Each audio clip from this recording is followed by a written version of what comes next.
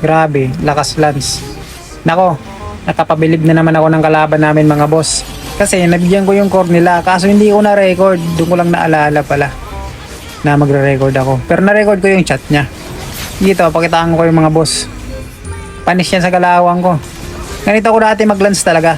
Binabalik ko yung pagiging lance god ko ngayon. Yung parang ano, Lancy ba?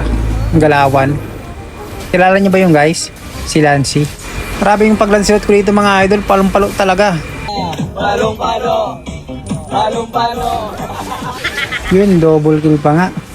Pero di ko napapansin mga boss. Ako lang pala yung may bitaw sa amin guys. Oo, malala na itong larong to. Ito yung patunay na hindi basehan yung kill. Kahit gaano ka kalakas, kahit gaano ka kagaling guys. Promise, pag nadapat ka sa third system nakakampi. Yung tank namin yung dark system dito eh. Tapos samahan pa ng kalaban na mga limaw. Ano mo, 5 minutes. Nasa base na namin yan. Grabe. Pero syempre di tayo papatalo mga idol. Ako ang bida dito eh. Dito nga 7-0 na ako. 7-0 ha.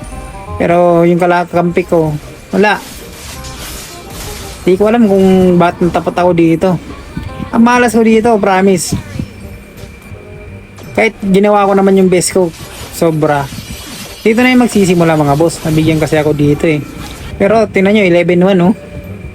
Kaso wala talaga mga boss. Yung tank namin, di ko alam kung anong lasing yata to naglalaro. Kasi di marunong mag-drive. Galit na galit nga yung kampi ko dito eh, sa kanya. Naman ba naman mag-drive yan? Inang yan. Lasing yata to eh. Pero kahit ganun, focus lang tayo mga idol. Diba? Focus lang sa goal. Basta ang alam ko lang, goal ko. Focus. Grabe yung lamang na lamang yung kalaban namin dito oh. 19-26. Pero yung score namin mga idol, halos score ko lang 12-19. Dito tingnan nyo, sinubukan ko sumakay sa kanya. Langiyat talaga. Bibigyan ka ng mga limaw na kalaban, tapos bibigyan ka ng kakampi ng mga animal. Lala mag-drive. Inang niya. Naku boss, mahuli ka niyan. Bawal mag-drive na lasing. Lasing na ako. Oh, eto. Lasing na rin. Lasing Gusto ba? mo ba makakita na naglalap-lapak ng say? Saan?